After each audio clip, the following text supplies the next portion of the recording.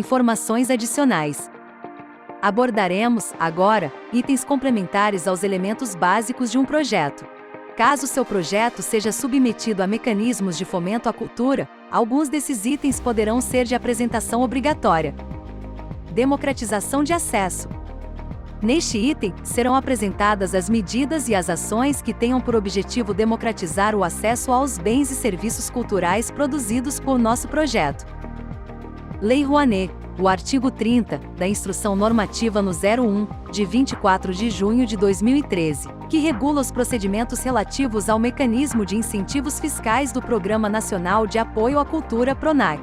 Apresenta uma lista de medidas de democratização de acesso aos bens culturais gerados pelo projeto cultural, e dessa lista, o proponente deverá adotar pelo menos uma medida. Isso quer dizer que todos têm o direito de participar? Exatamente. Aqui, nós vamos tratar das medidas e ações que beneficiem uma parte da população que, por questões sociais, econômicas, logísticas, etc., encontra-se excluída do acesso à produção cultural e, portanto, ao exercício de seus direitos culturais. Você poderia me dar exemplos? Claro! Adotar preços populares ou a gratuidade do produto cultural. Promover atividades gratuitas paralelas, oficinas, workshops, palestras, etc. Realizar ações culturais em locais remotos ou periféricos, ou seja, fora do circuito tradicional. Disponibilizar gratuitamente transporte para levar o público menos favorecido economicamente ao local de realização do evento. Realizar doações do produto cultural a instituições públicas, escolas, bibliotecas, museus, equipamentos culturais, etc.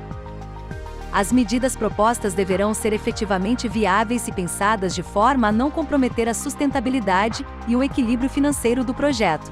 Mas não esqueça de que algumas leis e editais de fomento à cultura exigem que o proponente ponha em prática medidas que democratizem o acesso dos cidadãos aos bens culturais gerados pelo projeto, como é o caso da Lei Rouanet.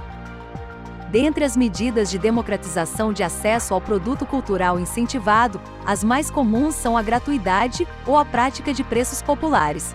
Mas, afinal, o que podemos considerar como preço popular?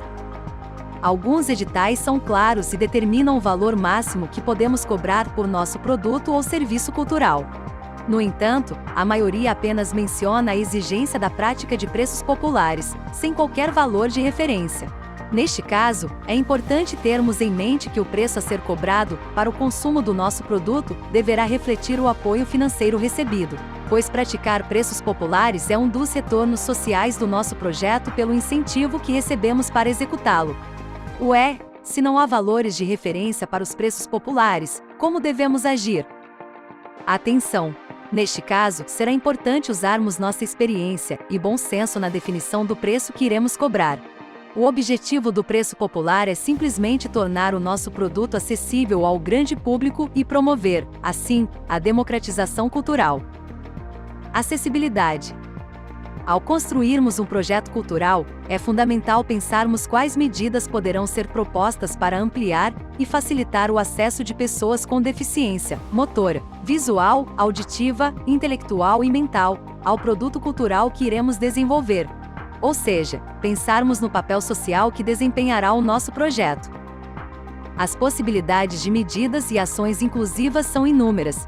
Caso ainda não tenha familiaridade com o tema, é hora de começar a pesquisar e a conversar com outros produtores, pois a oferta de produtos culturais orientados a pessoas com deficiência, infelizmente, ainda é bastante pequena em nosso país.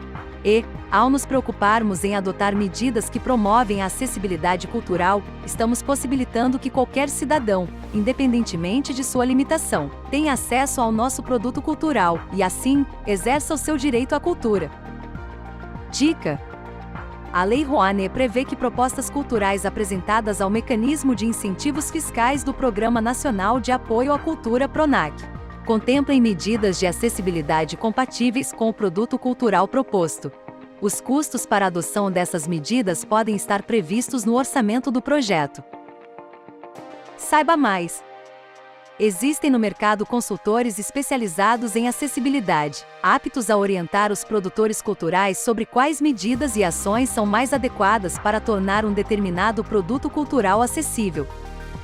Esses consultores, além de analisar a melhor opção de acessibilidade para o nosso produto, têm conhecimento do mercado e poderão mensurar o valor necessário para colocar em prática tais medidas. Há também organismos públicos cujo objetivo é o de criar oportunidades e assegurar os direitos de pessoas com deficiência, que também poderão nos orientar sobre as melhores práticas relativas à acessibilidade. Exemplo: disponibilização de formato alternativo de informação cultural, audiodescrição, braille, língua de sinais, etc. Mediação cultural desenvolvida especificamente para pessoas com limitação intelectual ou mental. Desenvolvimento de páginas de internet com recursos de acessibilidade digital.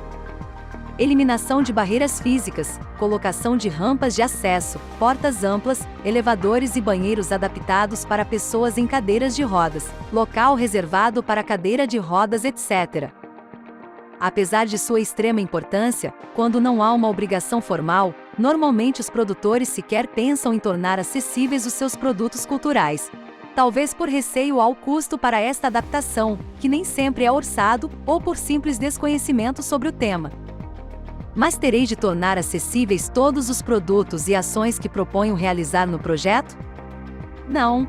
É possível tornar acessível apenas um percentual do produto cultural desenvolvido, e não, necessariamente, todos os exemplares do produto ou todas as ações culturais propostas. Se o nosso produto for, por exemplo, a edição de um livro, poderemos adaptar a escrita em braille 10% dos livros produzidos. Ou se o produto for uma exposição de artes visuais, poderemos prever a realização de ações pontuais de mediação direcionadas a pessoas com deficiências. Entendi. E lembre-se de que, em projetos para submissão a mecanismos de fomento à cultura, a não previsão de ações e medidas que garantam a acessibilidade pode ser motivo de baixa pontuação do projeto, ou mesmo, de sua não admissão. Impacto ambiental. Neste item, iremos propor medidas que serão adotadas para prevenir, minimizar ou compensar os efeitos de um possível impacto ambiental, que venha a ser ocasionado por ações desenvolvidas durante o projeto cultural. As medidas de redução são obrigatórias? Elas são imprescindíveis, sobretudo em grandes eventos ao ar livre, aqueles que reúnem milhares de pessoas, como é o caso de festivais internacionais de música. E por quê? Nesses eventos, tudo se dá em grandes proporções: o lixo gerado pelo público, a emissão de gás carbônico devido ao deslocamento dos carros, o consumo de energia, etc. E, para reduzir esse impacto ambiental, há de se prever medidas como, por exemplo, a coleta seletiva do lixo gerado e a sua distribuição para reciclagem, o plantio de árvores para compensar a emissão do gás carbônico, a utilização de energia renovável, a recuperação das áreas verdes deterioradas pelo evento, etc. Todavia, mesmo que as atividades culturais propostas não venham gerar qualquer impacto ambiental, não significa que não possamos prever ações de sustentabilidade ambiental no projeto, como, por exemplo, utilização de material reciclado para o desenvolvimento do produto, distribuição de material de divulgação sobre sustentabilidade ambiental, coleta seletiva do lixo durante o evento. Dica: caso você proponha a coleta seletiva de lixo, estabeleça parceria com alguma cooperativa de catadores de lixo e de materiais recicláveis ou com alguma empresa de reciclagem. Assim, todo o lixo reciclável gerado pelo seu evento será recolhido e terá a destinação certa. Documentação. Por fim, além da documentação que será mencionada nos itens Identificação do projeto e Identificação do proponente deste curso, há uma série de documentos que irão compor o projeto cultural e que deveremos reunir durante a sua elaboração. Alguns desses documentos nos protegerão de eventuais contratempos na hora de execução do projeto, ou pelo menos, minimizarão os imprevistos. Outros documentos nos serão solicitados pelas entidades apoiadoras, caso o projeto seja submetido a mecanismos de apoio à cultura. Vamos ver os principais. Carta de anuência dos participantes ou documento similar. Esse documento tem por objetivo manifestar por escrito o interesse e o aceite do profissional em participar do projeto cultural, artistas, curadores, pesquisadores, oficineiros, tradutores, revisores, arte-educadores, diretores, etc. Basicamente, o documento deverá conter informações sobre o profissional: nome, CPF, RG, endereço completo, função assumida no projeto. Informações sobre o projeto, título, edital e/ou lei para o qual será submetido, período de realização previsto, nome do proponente, além de ser devidamente datado e assinado pelo profissional.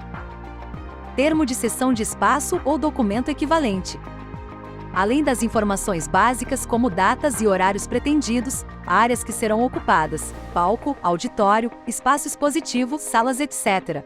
e capacidade máxima de público, esse documento deverá apresentar também uma lista com todos os equipamentos disponibilizados para o evento, equipamentos de som, de luz, gerador de energia, etc., e com o pessoal de apoio disponível no espaço com os quais poderemos contar: segurança, mediador, arte educador, pessoal de limpeza, montador, etc. Caso essas informações não venham formalizadas no documento de confirmação de pauta, mas tenham sido acordadas verbalmente, deveremos solicitar a inclusão desse detalhamento no termo, mesmo que o espaço tenha sido cedido gratuitamente. Não poderemos nos esquecer de que esse termo, devidamente redigido e assinado pelo administrador do espaço ou responsável, é o documento que nos dará a garantia para contarmos com o espaço conforme o acordado. É fundamental não nos esquecermos de formalizar, por escrito, todos os acordos que foram verbalmente estabelecidos para o andamento do nosso projeto. Como foi dito em itens anteriores, essa é a melhor forma que temos de nos protegermos, evitando, ou pelo menos minimizando, possíveis contratempos. Termo de cessão de direitos autorais. Documento que autoriza o uso de obras literárias, fotográficas, fonográficas, de imagem, audiovisual, de artes plásticas, etc., no projeto cultural. Deve-se informar se a utilização dos direitos autorais será gratuita ou se haverá pagamento, mencionar valor, especificar a utilização, reprodução, impressão, edição, tradução, exposição, distribuição, comercialização, arranjo, adaptação, etc., e apresentar os dados do titular dos direitos autorais, nome, CPF, RG, endereço completo, bem como a sua assinatura. É obrigatória a leitura atenta e completa de toda a base legal que normatize o instrumento de apoio para o qual se pretende submeter o projeto cultural. É preciso ter bastante atenção a toda e qualquer recomendação, exigência, observação e informação que nos é repassada pela entidade financiadora. E cumpri-las. Só assim, teremos em mãos um projeto bem elaborado e completo. Carta de intenção do patrocinador ou declaração de interesse. Nesse documento, a empresa patrocinadora manifestará o seu interesse em apoiar o projeto cultural e apresentará o valor, ou percentual, com o qual pretende financiá-lo. Caso seu projeto seja submetido a leis de incentivo fiscal, esse documento ajudará a tornar mais ágil os trâmites de aprovação do projeto, uma vez que conta com um potencial patrocinador interessado. Há casos em que, para concorrer ao financiamento via lei de incentivo, o proponente já deverá ter em mãos a carta de intenção da empresa patrocinadora. Projeto pedagógico. Imprescindível para projetos de formação na área da cultura, como cursos, oficinas, workshops, especializações, etc. Esse documento deve conter, pelo menos, as seguintes informações: professores envolvidos, carga horária, objetivos, geral e específico, justificativa, metodologia de ensino, conteúdo programático e bibliografia a ser utilizada.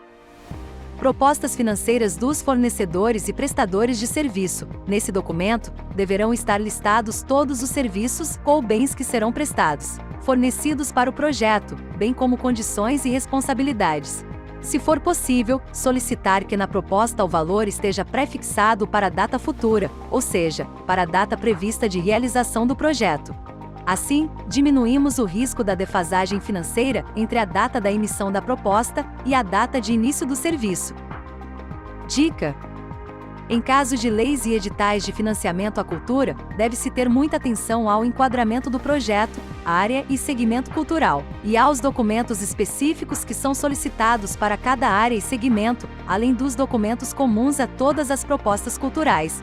No caso da Lei Rouanet, há uma lista de informações e documentos específicos para cada área cultural. Por exemplo, temos as alíneas A, B e C, do inciso 6º do artigo 11, da Instrução Normativa no 1, de 24 de junho de 2013, que enumeram os documentos específicos que deverão ser apresentados para propostas enquadradas na área de artes visuais, com segmento em exposições de arte. Informações relacionadas a propostas que contemplem exposições de arte temporárias e de acervos. A proposta museográfica da exposição. B. Ficha técnica com currículo dos curadores e dos artistas quando for o caso. E C. Relatório das obras que serão expostas quando já definidas.